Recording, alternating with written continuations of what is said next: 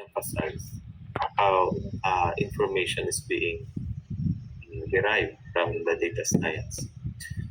This one, meron na siyang procedure, and the procedure requires us to uh, have a step-by-step protocol, procedure, or system in doing data analysis or data analytics. In data science, first you have to understand the business. That's your first job. In data science, this is actually your context. Yung analysis na gagawin mo is under what context? What's the context of your analysis? Because without the context, without the scope, you will be walking blindfolded. Hindi mo alam kung saan ka papunta, at saka hindi mo alam kung ano yung magiging goal, direction ng iyong investigation. So you have to understand the business. What's the problem? The real problem din. No? So, kaya ang description niya dyan, if you can zoom in your screens, ask relevant questions and define objectives for the problem that needs to be tackled. So, understanding the business is basically knowing what's the real problem that, or what's the problem that I wanted, or what's the real problem of that business. Ano yung problem na gusto nating i-address? Diba? When addressing the problem or problem identification, you might be faced with several problems. So, pwede kayong, some of you are familiar with RCA, root cause analysis. That's where you prioritize your problem. Ano ba yung punot dulo ng lahat? Kung bakit siya problematic? Why the performance is going down? Particular business, or if it is not business, institutions, say for example, why or agencies, government agencies, bakit hindi nagpa-function well yung government agency? Why is it poor ang performance ng agency na yun? What's the real problem then? So, root cause analysis will give you provide you a better perspective on how you prioritize your investigation. What's the first problem that you would like to address? For problem 3, analysis. If you don't like, or the fishbone analysis, you can all apply those problem identification procedures. So, pwedeng manggaling sa fishbone, pwedeng manggaling sa, ano pa ba yung alam din yung mga power, power analysis was there? Murag, kumbaga, anyway, there's also the problem 3, and then there's also the root cause analysis. RCA is more connected to the problem 3, but kasi problem 3 has its roots, but basically it's more on what RCA is focusing more on the causes of those particular problems. But basically, when you do the RCA, lumalabas na yun dito sa top, these are actually symptoms of the real problem instead of treating them as a problem. These are actually manifestations of the real problem. So you have to identify the real problem. That's where you establish your context on the scope of your investigation. That's very important. That's number 1 in data science or data analytics. Or else you'll be guilty of, what's that again? Type 3 error, answering the wrong problem. Questions on this process? Mahirap yan, but that has to be established when you do data analytics. Or else, ang ganda-ganda ng analysis mo, pero you're answering a wrong problem, it will not be used. It will not be effective. Your recommendations there will not solve the problem because you are not actually addressing the real problem, the true problem. So at the onset talaga or outset, you really have to be totally aware of the workings or the problem of the business or the agency or the institution that you would like to provide solutions to their problems. We would like to serve. Okay? So, any questions on this? I think that's clear. Yes, What? sir. And Doc, So after that, once you have identified the real problem, and then the scope there, you know already the scope, then you mine the data sa kakukuha ng data. Okay?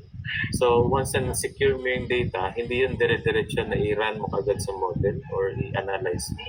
You do some data preparation. I think some of you are already um, familiar with data preparation. Yung mga ginagawa natin dati, we try to prepare data, right? Yung pinakita ko sa inyo example before and the COVID, that is data preparation.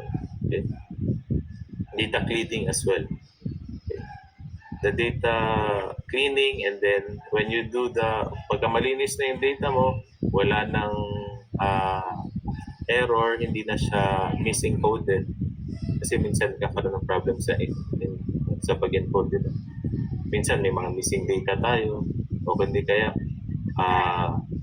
iba yung, say for example, in terms of income, yung ibang variables ang binigay sa'yo, monthly income, yung iba naman annual income. Ang laki ng variance doon, di ba? So you have to settle that one, settle that issue. Kasi pagka kinumbine mo yung monthly at saka annual income, well, probably that is a different variable already. But income lang kasi yung nasa questionnaire mo. Okay? Or income lang yung hinanap mo. Now, meron pang issue on income if it is net or gross. Okay? So, mga ganun. After all deductions. Anyway. So, that is data cleaning, part of data cleaning. And then, minsan, meron ka mga outliers dyan, right? Or hindi na-capture ng iyong instrument. Say, for example, ang instrument mo is just about sex. It's just male and female. Pero may naglagay dyan na hindi siya male and female. So how are you going to treat that one? That will be outlier. Okay? So you have to be vigilant about the possible responses to your variable. Okay? That's part of data preparation, data cleaning. Inconsistencies yung sinasabi niya dyan. Data exploration, this is where we try to, di ba meron tayong ginagawang mga descriptive statistics. Aside from that, we try to graph. In forecasting, we do the data visualization to have a quick view of the structure of the data. Okay? The same with our aside from forecasting, the same with the other data exploration na ginagawa natin, we can actually graph them. When you graph them, di ba, nag-graph tayo din sa GRDP. Yun lang sa graph, nakikita na natin na mas mataas yung NCR kumpara din sa ibang regions. So from there, you can actually have a visual analysis already of the data. Visual pa lang. So pwede mo na descriptive. Okay? So, there. On the fifth aspect, feature engineering, select important features and construct more meaningful ones using the raw data that you have. So, probably meron tayong mga index na ginagamit, mga data transformation, or kino-combine natin yung mga data, or doing some index is trying to, some of you are familiar with EFA or CFA, exploratory factor analysis, where we try to create a factor based on the dimensions. If you are not familiar with that, those dimensions, sometimes we call them as factors, and the factor we call them as the construct. In research methods, that's easily understood as such, because ang construct is composed of different factors. But in EFA and CFA, iba na yung terminologies nila. Factors composed of dimensions or measures. So, yeah. And so once we do that one, we have our model. Itong number 6, ito na yung medyo sinasabi nilang the analysis part using the statistical software. You train your ML, train the machine learning model, and then evaluate the performance. So in terms of the performance, meron tayong measures of errors or measures of accuracy ng model.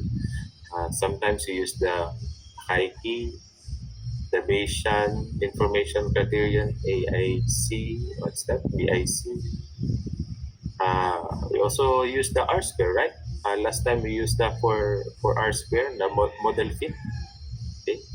If it is not RMC or in forecasting, we use the MSE, MAD, or the MAPE. Maraming measures of accuracy.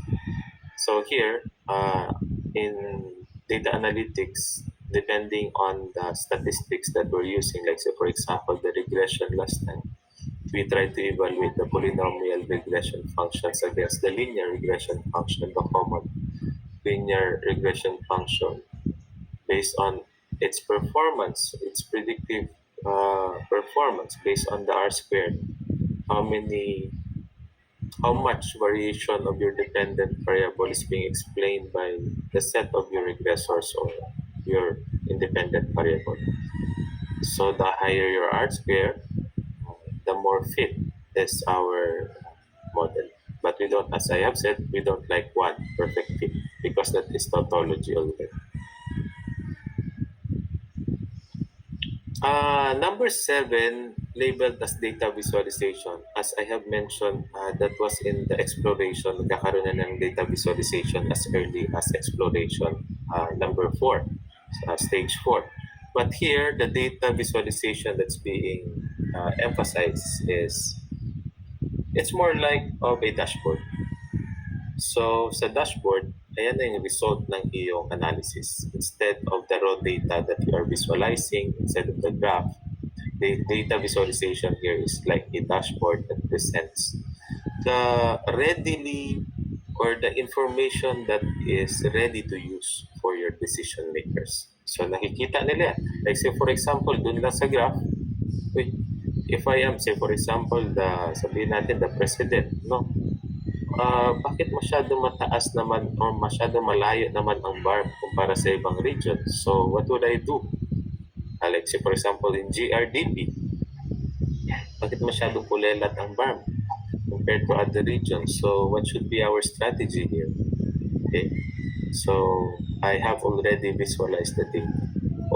Throughout the years, BARM, ARM, or ano pa bang pangalan nila before, they are at the bottom of the GRDP, gross regional domestic product, all throughout the years. So very consistent. So there should be some strategies, and the strategy is to make an autonomous region for Muslim Mindanao. So that's the ARM. And then nagkaroon na naman ng another approach, which is the BARM. So I do not know how these strategies would play along the development of the region. How would play along on developing the region. Okay, so I do not know if BARM is going to be successful or marami na nga mga bashers ang BARM ngayon because they're already dun sa social media, right? Kita niyo na meron ng mga revelations from BARM officials about how BARM operates as of the moment. Anyway, so this is the data science life cycle, and I would like you to put that in mind as well as in your hearts na it is not, there's a procedure. It's not always straightforward that you have the data and analyze it. So there's a procedure to follow in data analytics. Okay, so this will be your guide in doing data analytics. Do you have questions on the slide?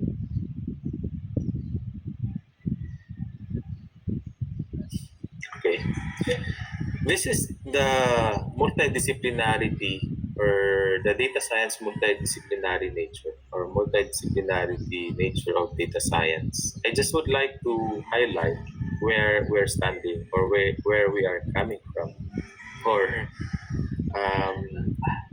I would like to gauge our role in data science. These are now what we call as the context of our analysis. Our domains, magkakaiba tayo from various fields, di ba? Some of you are from engineering, education, some of you are from the health sector, ano pa ba yung iba? Business sector, okay? So, ano pa ba yung ibang industry natin sa inyo? So, these are our respective domains. I'm from the education, and more particularly, I am interested in economic development. So that would be my domain. So masyado namang malawak sa economic development, I would be tackling also in the business sector, business side of economic development, the human development also, pwede ko siyang pasukin. So, but more on quantity, okay? I know my limitations. If I'm going to do the analysis, it's more on the quantitative instead of the qualitative. So you have that. This is where we're coming from. Our respective, we call this one our respective context or biases. This is our bias. When you do your analysis, your perspective is your own bias. Your specialization, that's your own bias. Huwag muna natin pasukin yung mga overlapping areas, okay? I just would like to first highlight the extreme sources or extreme points where we are coming from.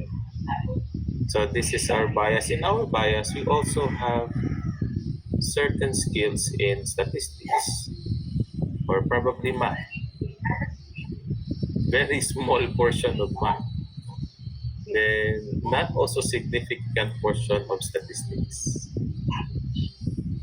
But say for example, you are economics or I am economics. Do I know a lot about statistics? I couldn't say that one. Kasi ang daming statistics different from economics. Even in economics, probably, kasi wala kay katunga akong ibalaan. Basic 10% lang sa mga economic principles or probably 20%. Just being modest about it. Ano siya? No? Because there's really the wealth of knowledge there is good. Vast wealth of knowledge. So much so, if this is your domain, lang as 20% or 30%, basic relative sa 50%, then probably, mo tackle ka statistics, then might be around less than 5% of the statistical principles that you know of. And I'm gauging my ability. So, yeah. So, do you have also these competencies in math and statistics? Some of you might have more than what I have in math and statistics because you are BS Math or BS Statistics or you are MS Statistics. You have that one. Okay. Some of you have studied computer science or are graduates of computer science or information technology. So you have this strength already. This is your strength. But do you know statistics? So these are actually extreme sources of knowledge or extreme biases that we are having. So in data science, this is now a combination of these three fields. Your, shall we say, your domain. This domain can be different, no? Your biases, personal context, your discipline, and then it is required that you have your statistics right there. Now, what if your domain is also statistics? Then dalawa na kayo dun. Dalawa na yung ano mo dyan, strength mo. But anyway, where are you going to apply statistics? Most of your research now will be on statistics. Or in math, in modeling, most of your research is the performance of that model. Okay? Evaluating the performance of that approach. Evaluating the performance of that software. Say, for example, in computer science, if that's your domain. Okay? But for the rest na hindi computer science at hindi statistics and math and domains, then probably can marry the three. Okay? So if you are a sociology graduate or anthropology graduate and then apply statistics and computer science, and that will now form your uh, discipline in data science. That will now be your perspective. That will now be your context in data science. So your data science is going to be influenced by your domain.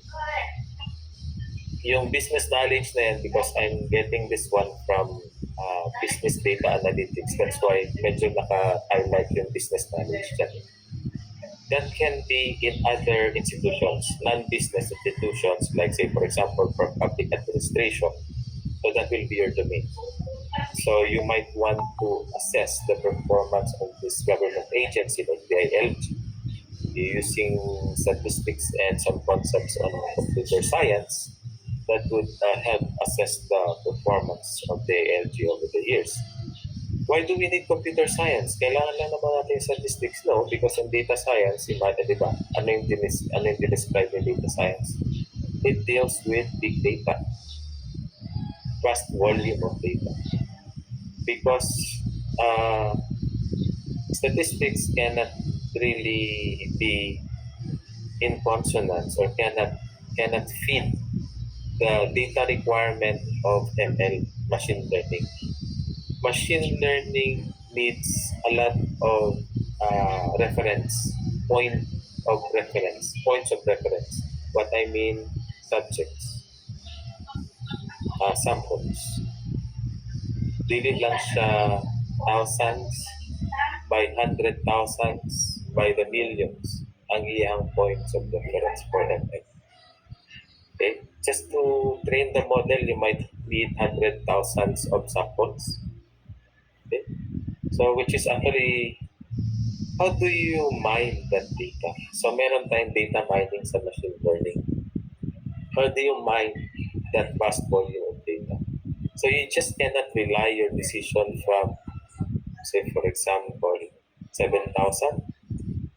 You are deciding for a 1.3 million population and then you're basing your decision from a sample of 7,000. Oh, aha. So what we're doing actually is wrong. In research, ang sample lang natin nasa 200, yung iba nga, nasa 100 lang, nasa 120, okay na. According kay Slovin, 120, okay na. But in data science, it is requesting and asking us to have more points of reference. I see the difference here. Data science deals with a vast volume big data, and that is because they believe, or data science believes, that more entries, the merrier. Or shall we say, the more entries is going to train your machine learning protocol or the ML protocol.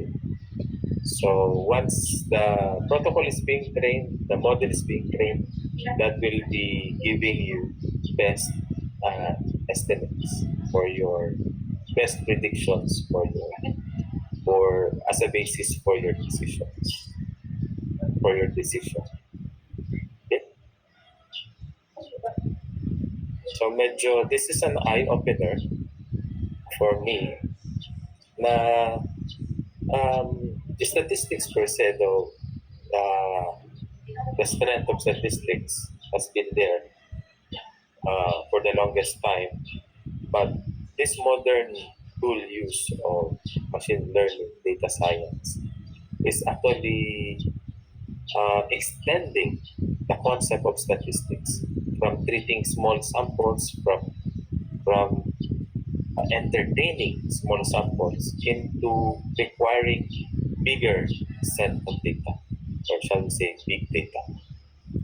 And that is why computer science is needed in data science, because the question of how do we mine data, how do we come up with that data set that is tens of thousands, hundreds of thousands, and even billions. No? So that is data mining from the perspective of computer science or IT. Um, Anyone who has an idea or who has an exposure to how data is being mined from the internet? When we always type something in the internet that will automatically provide us with some recommendations, right? Di ba? Meron na nga mga ano tawag doon? Predict, yeah, dun sa Google Scholar, if you are researching, I haven't tried Google Scholar actually, academia, or if not in the Google itself, I'm trying to research a certain topic, and then once na may predictive text na ba, then meron na siya mga suggested mga uh, items or topics. Once na nag-type ka lang ng first letter or few letters, meron ng sumusunod ka agad, di ba? Or if not, meron ng mga articles na sinasuggest siya. These are actually what we call as neural networks. Predictive text or document analysis. Neural networks ang ginagamit nila dyan. And that's the domain of machine learning, coming from the skills of computer science and IT professional. No? Example nila dyan is yung Netflix. Di ba may mga recommended for you? If it is your account, that's why kakaiba pala yung account dun sa Netflix. When you subscribe on Netflix, gamit ka ng account mo dun sa anak mo. Dun sa kabila, sa asawa mo. Nakita mo yun sa asawa mo, puro K-drama. Bakit mo sa'yo hindi K-drama? Yung pala, kaparating tinitingnan ng asawa mo, K-drama. Tapos hindi ka puro nasa era, nasa war movies. Mga ganong klaseng mga recommendations. It's amazing actually. They train the model, and then this model is used for its users. So they will apply that model to different users. You, as the user, parati mong pinapanood mga gera or mga war movies or mga comedy or hindi kaya action movies, yun ang binibigay sa'yo, benefit ng model. Okay? That's really actually also in what is this, in Lazada or in shopping apps, may mga nire-recommend sa'yo din eh. I usually search for hanap itong mga car na mga pang-review, pang mga pyesa sa cars. Pag nag-Lazada ko, pag open ko nun, ang mga nire-recommend is yung mga ganun. No? Para sa mga para sa mga automobiles. Iba kayong iba dyan sa inyo, ang inyong nasa labas, pag-pramso will be of siguro sa mga babae, will be more on dress or ano ba, mga makeup and etc. And then, that is actually on the software development, right? That is trying to marry the domain, business domain of Netflix, or if not Lazada, and using computer science skills. Hindi kasama si statistics to. Magiging kasama lang si statistics when this software will now be used in data science. Remember the definition of, what's that again? Visual. Using modern tools and make business decisions. Okay? So, ganun siya. Using modern tools, your modern tools will be both, no? Your software and at the same time, your infrastructure, IT infrastructure mo to provide decision for data science. Okay. Sabi niya, itong taong to mahilig sa mga ganito. So, yan yung ating field. Okay. Then when you marry these two, statistics and computer science. Imagine that one. Who among us here are coming from these two fields? This is where machine learning is happening. Honestly, I'm not coming from statistics. I'm coming from my personal non-statistics and non-IT bias or perspective or lens.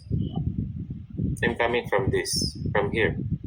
Wala akong, uh, probably I am exposed to statistics, but not, not, not so much. No? So in machine learning, you will have an edge if you are coming from these two fields, computer science and math and statistics. So this machine learning or the ML um, algorithms will now be used for data science. And so where are we coming from? Or myself is coming from the traditional research. The traditional research tells me that 200 respondents is already okay to run logistic regression, to run classification model. Actually, the logistic regression is also used in classification models, but not clustering. Clustering is more than two. So when you say um, logistic regression is dichotomous dependent variable, if you have more than that, multinomial logistic regression, you might be falling under the clustering methods of ML or data science. This is a marriage between my personal bias or my uh, field and statistics. If I can do that one, if I have uh, competencies in statistics applied in my field, then what I'm doing is actually traditional research. And of course, that is also very much needed in data science because in traditional research, that is where your domain meets statistics, which will form part of the data science. So how marami kasing mga statistical procedures as for example sa agriculture, yung CRBD nila, complete randomized block design. That is not usually used in social science. We don't do that one. Though it's an experimental research design, but we don't do that CRBD. Sometimes that CRBD is used in medical field. In business, very seldom ako nakarinig ng CRBD. There are only control and experimental group. That is also in sociology, in psychology, sociology, as well as in business, parenting control, and experimental. Most are actually post-test only design, wherein we try to evaluate the impact of COVID. So, uh, or if not pre-test, post-test only design, no, before and after. So, kumbaga, test siya, yeah, before and after. So you can also do regression if you don't like the before and after. So your data will also be if you don't like the t-test, you can also do the regression. Your data will be composed of before and after also. So performance before, performance after. You can also do some form of regression discontinuity design or just plain simple linear regression. See if the slope changes or if the slope is significant. So this is where machine learning is coming from. This is actually a marriage between statistics and computer science. And then I'm trying to attempt on sharing to you the different concepts of machine learning. Good thing about this is that in data science and ML, we already have uh, softwares that would be user friendly, not only for statisticians and for computer scientists, but uh, they have, though I'm referring to JASP, I'm actually having some reservations about the applications of JASP because some functions are not uh, performing the way I expected them to perform. So I will have some limited uh, sharing with you on the ML on JASP. I do not know with the rest. Probably you're generous enough to also share your experiences in machine learning in other platforms like the It's a Movie. Sergio, if you're open to that, then I can also give you time for that. Okay, so that is where we're coming from. This is the big picture of machine learning.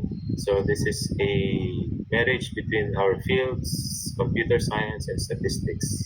And together, the marriage of the three will form the bigger picture of data science, which requires the software infrastructure, our skill in our research, traditional research, and at the same time, the machine learning where data mining happens, training happens, and prediction happens, estimation happens. Questions on this?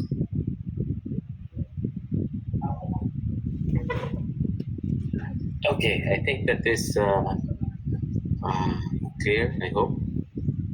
That is from Barber of 2018. I like the presentation, so I just edited this one for our lesson.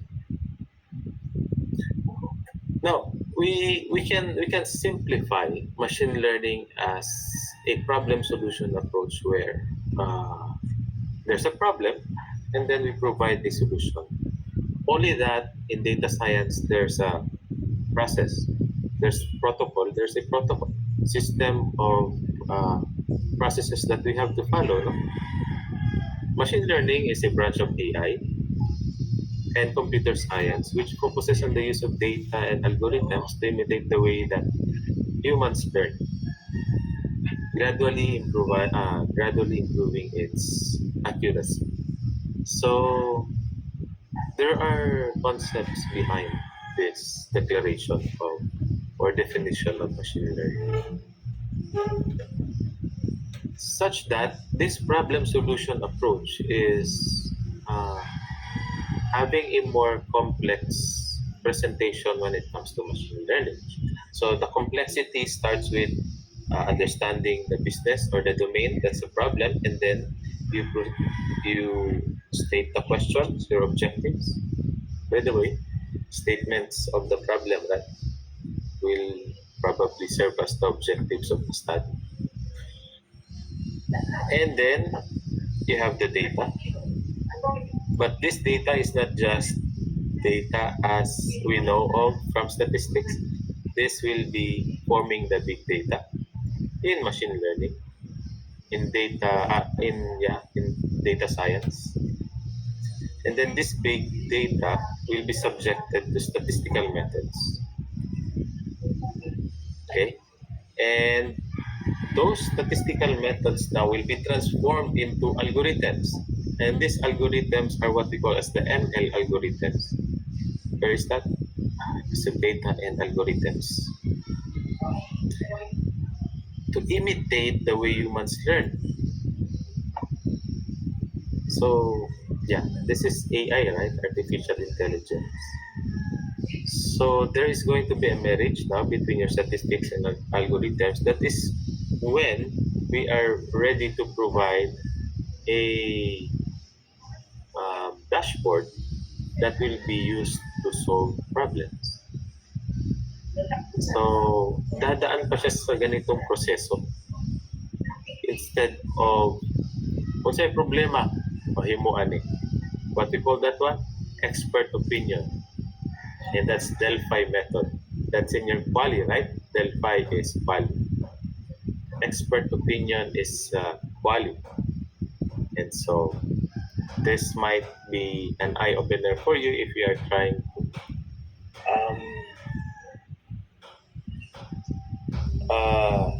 strike a difference or emerging or uh, shall we say integration of your quantitative and your qualitative research. So using your Delphi method, it's easier to use that one in providing solution to a particular problem because you are just asking opinion of the expert, which is very much easier than doing the entire data science thing. And data science requires us not only time, competencies in statistics, in IT, the investment in the infrastructure, the hardware, as well as the software. How much will that cost us when we do data science compared to just, say, for example, expert opinion? Okay? But who's an expert of the 1.3 million? Can somebody claim about the expert of 1.3 million? Or if not 120 million Filipinos? Who's an expert about 120 million Filipinos or 130 million Filipinos or 1.3 million Dabawenos? I'm not sure if there's someone who can speak or who have truly understood the behavior characteristics of this 1.3. And that is why data science is there to help us understand characteristics behavior of these big numbers of population or samples. Okay? So doing data science, you follow this procedure. This will be your guide. How the ML algorithm works. Decision process algorithms are used to make a prediction or classification. Prediction or classification based on estimated pattern in the data. So they are actually looking at patterns. Okay? In order for us to first understand, because you cannot predict if you don't understand, so the algorithm must first understand how, what the data is all about, and how, what's the structure of the data before it can model and provide prediction, before it can classify. Now, there are two very big or important terms here. First is the prediction, other one is the classification. Prediction can be done using your regression. Common regression analysis such as simple linear regression as well as your multiple linear regression. You can predict the prices of commodities. You can predict the prices of lots in Davao City. You can predict the population in Davao City based on, say, for example, the previous forecasting methods. Okay? Um, how many years ba ang interval ng census? 4 years, no? So what do you think happens to those in-between years? They're actually using forecasting methods there in filling up the lull period for census. So that's why we have an annual population. Okay, so that's prediction. Classification. Um, as I have mentioned a while ago, logistic regression is on classification. You will be classified either to enroll or not enroll. What else? Either to buy or not to buy the product. What else? Whether you will be sick or not sick based on the symptoms. Say, for example, you have runny nose, you have itchy throat, and then what's the degree of this runny nose and itchy throat? If this is the degree, then probably you will fall under, you're going to be sick with COVID. Uh, the other one, the opposite, of course, you will not be sick with COVID. So that is 0, 1. Okay, that's dichotomous. So that's classification. Another classification is that which market do you belong. Say, for example, you have this income, you have this preference, you live in this particular part of the world. So classifying market A and B or B and C, then probably that's the one also. Um, like in the Netflix, right? Classifying which genre of movies you're watching, then probably that's classification. So if not that clustering. Okay? So classification versus clustering is that classification will just be more likely on the dichotomous side, and extension will be on the clustering side. Okay, that's the decision process of ML. The error function. They will be assessing the protocol, or the algorithm is going to assess which um, model or which approach is more fit, is more feasible to use in order to predict and classify the dependent accurate. Okay. Then, based on that, there's a process called model optimization that is also being done by ML. Now, the ins and outs of this, I cannot explain that one because that is already the domain of computer science and statistics, probably iterations, the error function is on statistics, then how many iterations probably the software can do, and then that would be forming the ML algorithm. So once the process is being optimized, or once the model is being optimized, that will be meaning to say the model with the fewest or the lowest error. That is the optimized model. So once it is optimized, that will now be the procedure of deployment. You deploy the model, that means you will be using the model in order to predict your new um, data or your new entries. Okay?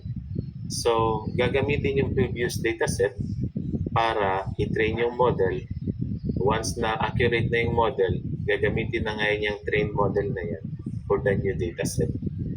Okay? Okay. Yeah, please go ahead. Wait.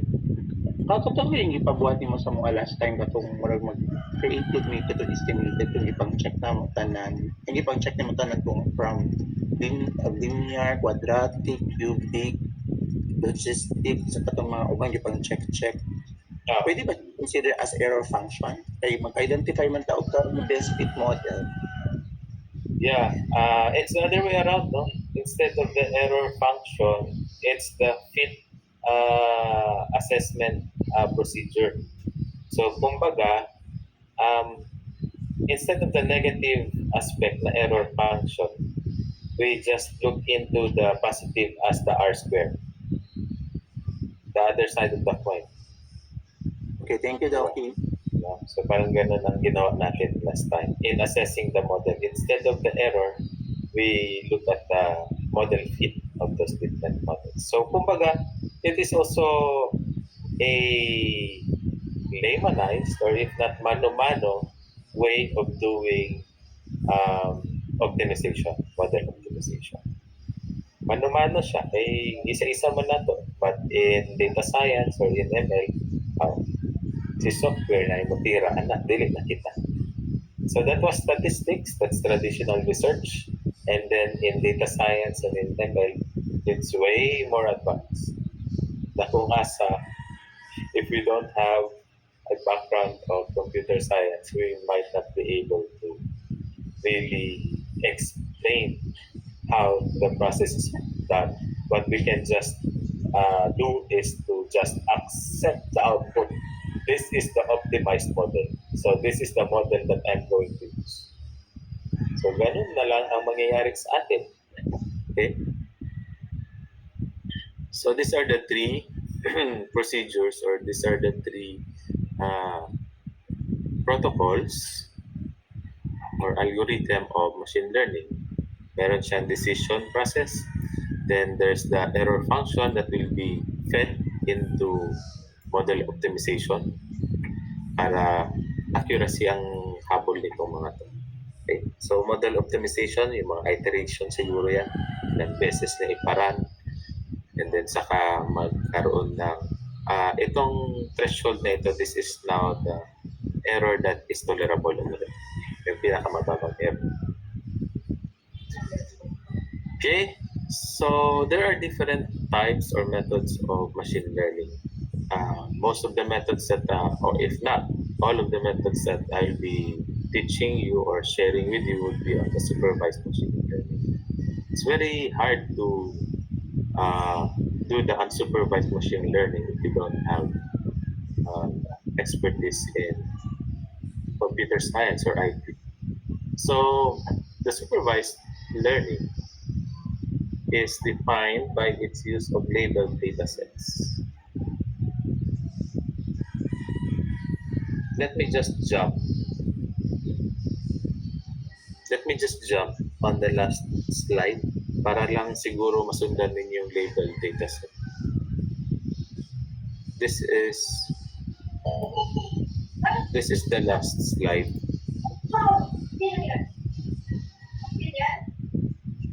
So I would like you to differentiate the three sets of pictures. This is labeled data. This is another labeled data. They seems to be the same, right? This is a fat dog, probably a big head dog, a smiling cat, and a mischievous cat. Kaya mga description eh. But these are all dogs and these are all cats.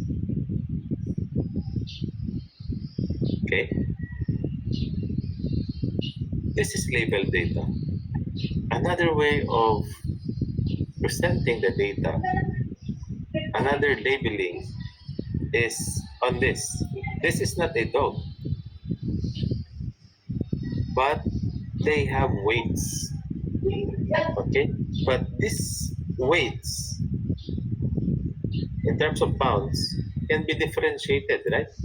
This will also form part of the ML algorithm that if the weights will be more than 13 pounds. Kasi 12 yung pinakamataas na dyan. That belongs to the dog family. And if it is less than 13, that belongs to the cat family. This is the labeling of this data. These are actually now the factors: weight and classification. Classification is this ordinal or nominal?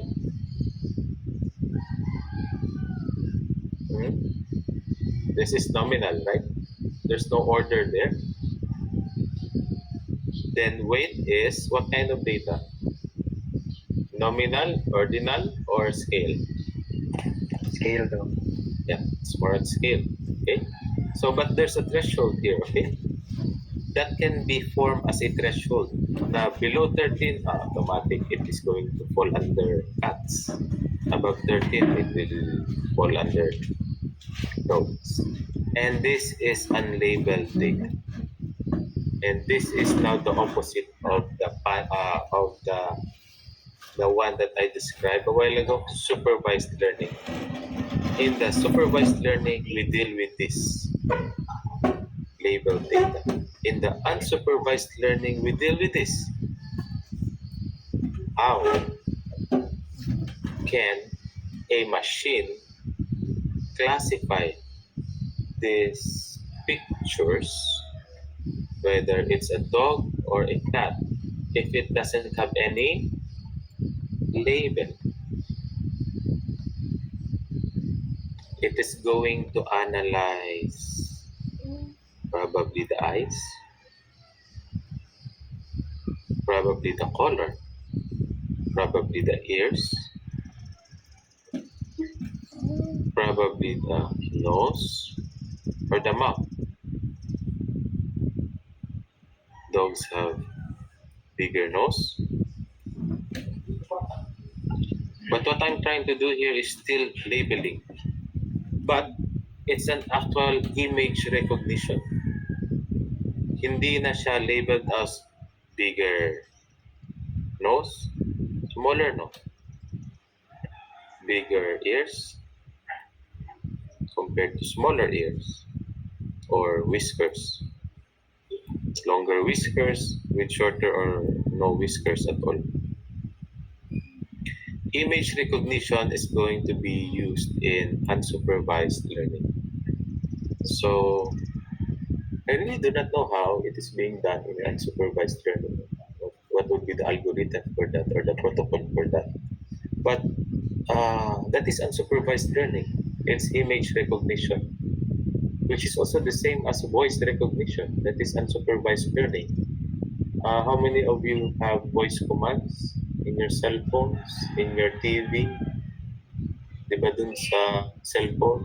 Si Siri, right? Si Siri. Mga gano'n ka dun kay Siri sa mga Apple Siri, no? Sa Android, I do not know sino. But anyway, sa Google, meron din voice recognition. Pero I haven't tried in Google. Parang kailangan yata i-activate mo kayo or something. Anyway, image recognition, voice recognition, these are non-labeled or unlabeled data. These are the unsupervised domain, unsupervised machine learning domain. And for your supervised machine learning domain, you have labels. These are your data. Okay? Not the pictures, but the weights, the classification. You don't have pictures in your supervised learning. What you have are classifications, the nominal variable, the ordinal, as well as the scale variable. Meaning to say, categories and numbers, not pictures and not sounds. Definitely sounds. No? Anyway, so that's your supervised machine learning.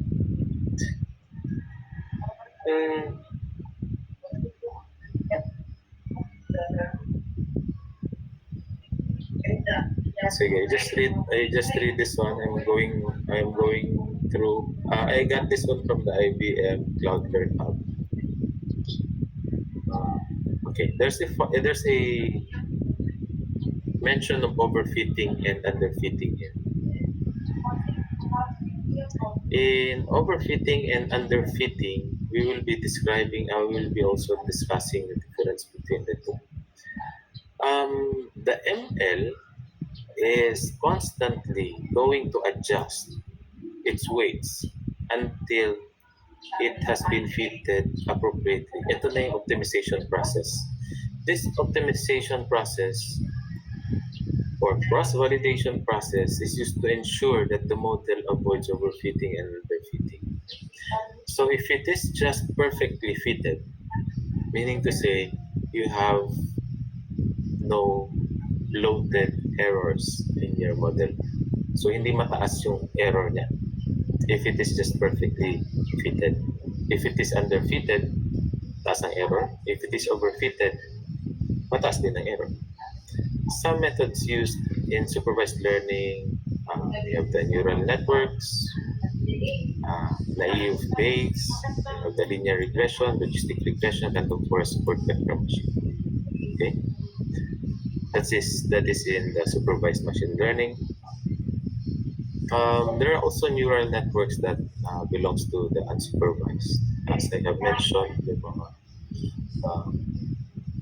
mga supervised pa rin. Kasi neural network, tina-type mo dun sa tina-type mo dun sa Netflix. Supervised pa rin siya. Kasi those are text. No? Sige. Unsupervised, ML and cluster unlabeled datasets without the need for human intervention, making it ideal for exploratory data analysis. Cross-selling strategies, customer segmentation, as I have mentioned, we belong to class ABC, and image and pattern recognition. It also used for dimensionality reduction. We have the PCA, principal component analysis. Yun yung like the E and the F. We try to reduce the dimensions. Because if you're familiar with the EFA and the CFA or the PCA, its objective is to reduce the dimensions, right, for a factor. Meron siyang threshold doon na pwede mo iset yung threshold na 0.5 and above, kasama siya dun sa mga dimensions that would create the factor. And then 0.5 and below, excluded na siya. Pwede mo rin iset yung dimension into 0.6 or 0.7. Okay? So sometimes, ang default data is 0.5. And that is, they're looking at correlation, if I'm not mistaken. So they are correlated. So they will form the dimension. So ginawa ko siya sa structural equation modeling because I needed to come up with an index because of my limited sample size. So nagkaroon ako ng data reduction or dimension reduction process in SEM or structural equation modeling. Other algorithms is in unsupervised are neural networks. Meron ding neural networks unsupervised. A means clustering.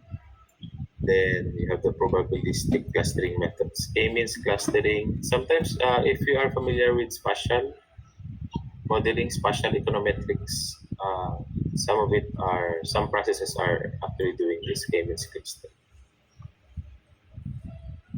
Now there's the third one, which is actually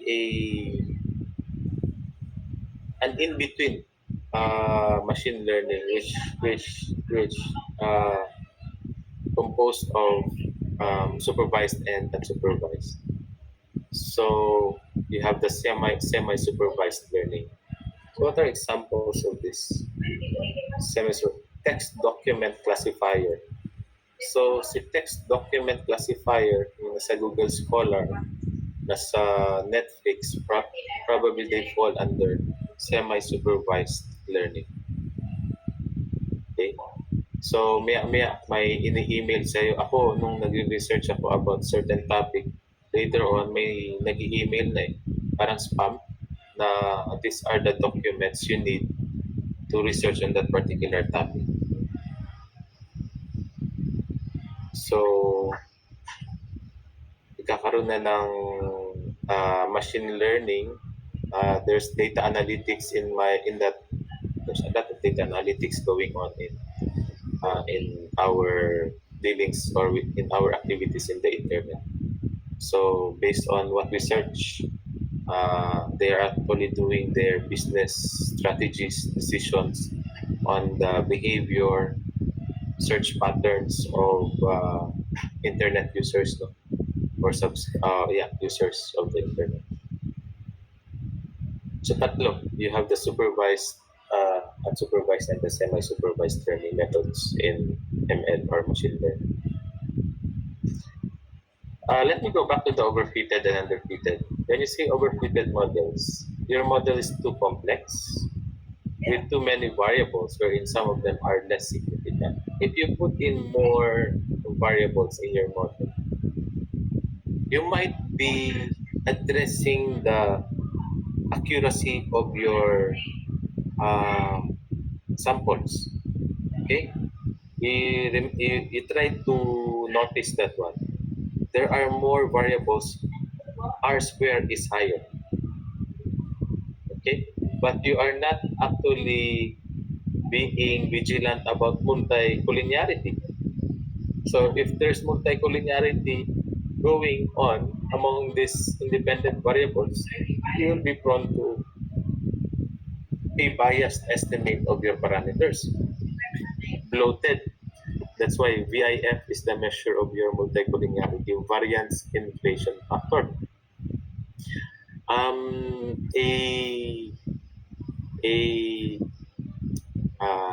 What is this? Manifestation, if not a symptom of multicollinearity, is higher R square and VIF of greater than, if not 5, 10. Okay, so I think we have over that multicollinearity from our previous module. So, meaning to say that overfitted models must reduce or must get rid of the less significant factors, regressors. And that is why meron tayong stepwise regression, right? Because stepwise regression is just going to give us the best fitted model. So wala nang maraming maraming complications, saka maraming dal-dal explanation. You just run the stepwise regression, yan na kagad yung bibigay niya sa yung best fitting model. Okay? That is if you are willing to trade in theoretical underpinnings of your investigation or of your research, theoretical significance of your research, or comfort. So if you want to be convenient and comfortable, you do the stepwise. But if you want to explain the hard to explain relationships of your variables, then don't do the stepwise. You might want to do the uh, good old-fashioned modeling technique. Okay? Then you have the underfitted models who are way too simple and so missing significant variables. So pag sinabi mong overfitted, maraming variables. Underfitted, less variables. Na kung saan you are actually missing very important indicators for your model. Okay? So the question before is, what would correspond or what would influence the performance of each region? GRDP, what would make it higher or lower? Will it just be literacy rate? Will it just be the number of labor force? Well, probably baka meron pang mas maraming significant factor aside from the two. Baka pwede ring number of industries, right? Mga investors. How open is the regional economy to foreign investors? Openness index. Or if not, the governance in that area. Open na siya, pero hindi yung governance very corrupt naman. So, red tape. Yung mga ganun. So, okay. Are we done with this? I think we're done with it. These are actually the lessons 2 and 3. Let me jump right away. If you have questions to the last lesson in module 2, which is lesson 4, I actually was trying to spend more time with lesson 4. But let me see if we can do that one. We can cover lesson 4 in just with our remaining time. We have 30 minutes. If you have questions with lessons 2 and 3? None. We go right away with lesson 4. This is the common ML algorithms. So I have cited